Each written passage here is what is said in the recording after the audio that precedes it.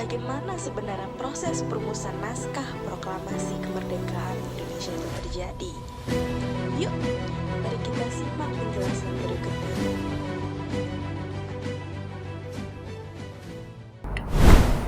Halo semuanya, perkenalkan, nama aku Naila Indonesia Vira dari kelas 11-2, nomor absen 29.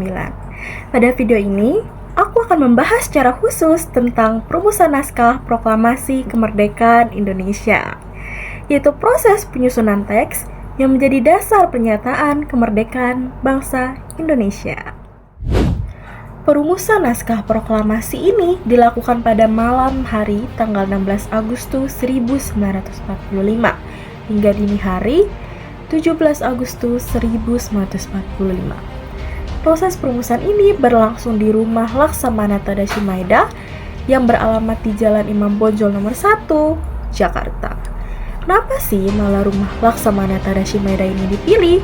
Sedangkan seperti yang kita ketahui bahwa Laksamana Tadashi Maeda merupakan bagian dari Jepang. Rumah Laksamana Maeda ini dipilih karena dianggap sebagai tempat yang aman dan terhindar dari pengawasan ketat tentara Jepang. Laksamana Maeda sendiri memberikan jaminan keamanan, namun tidak ikut campur dalam proses perumusan naskah tersebut. Adapun tokoh-tokoh penting yang ikut terlibat dalam proses perumusan naskah tersebut. Yang pertama, ada Insinyur Soekarno. Ia sendiri berperan sebagai penulis konsep naskah proklamasi. Yang kedua, ada Dr. Andes Muhammad Hatta. Ia berperan memberikan masukan dan penyempurnaan isi naskah.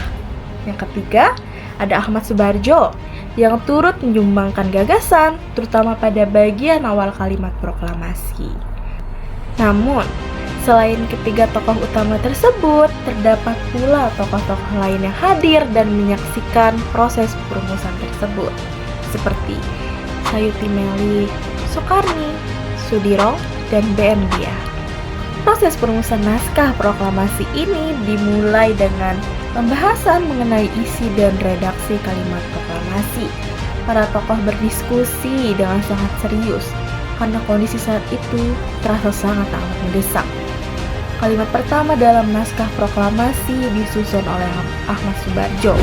Ia menyatakan bahwa kemerdekaan Indonesia merupakan hasil dari kehendak bangsa Indonesia itu sendiri. Kemudian, Muhammad Hatta memberikan usulan agar isi naskah ini disusun secara tegas, sederhana, dan tidak menimbulkan kesalahpahaman di mata dunia internasional. Setelah mencapai kesepakatan, Insinyur Soekarno menuliskan konsep naskah proklamasi dengan tulisan tangan. Naskah inilah yang kemudian disebut sebagai naskah proklamasi tulisan tangan.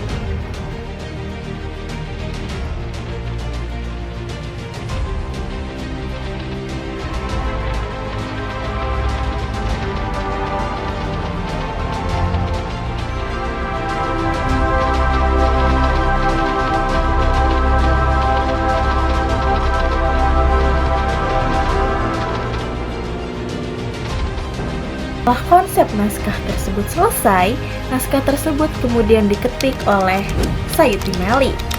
Dalam proses pengetikan tersebut, terdapat beberapa perubahan kecil yang disepakati bersama, seperti kata tempo berubah menjadi tempo.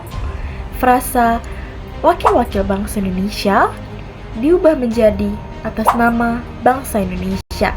Kemudian, penulisan tanggal ini disepakati atau disesuaikan menjadi Jakarta 17 Agustus 1945. Perubahan-perubahan tersebut jelas tidak mengubah makna, melainkan hanya memperjelas dan menegaskan isi proklamasi. Setelah naskah ini selesai diketik, dilakukan penandatanganan naskah proklamasi. Atas usulan Soekarni, naskah proklamasi ini ditandatangani oleh Insinyur Soekarno dan Dr. Andes Muhammad Hatta atas nama bangsa Indonesia. Penandatanganan ini menegaskan bahwa proklamasi adalah kehendak seluruh rakyat Indonesia, bukan perorangan ataupun kelompok tertentu. Demikian penjelasan saya mengenai proses perumusan naskah proklamasi. Terima kasih bagi yang sudah menyimak, semoga bermanfaat.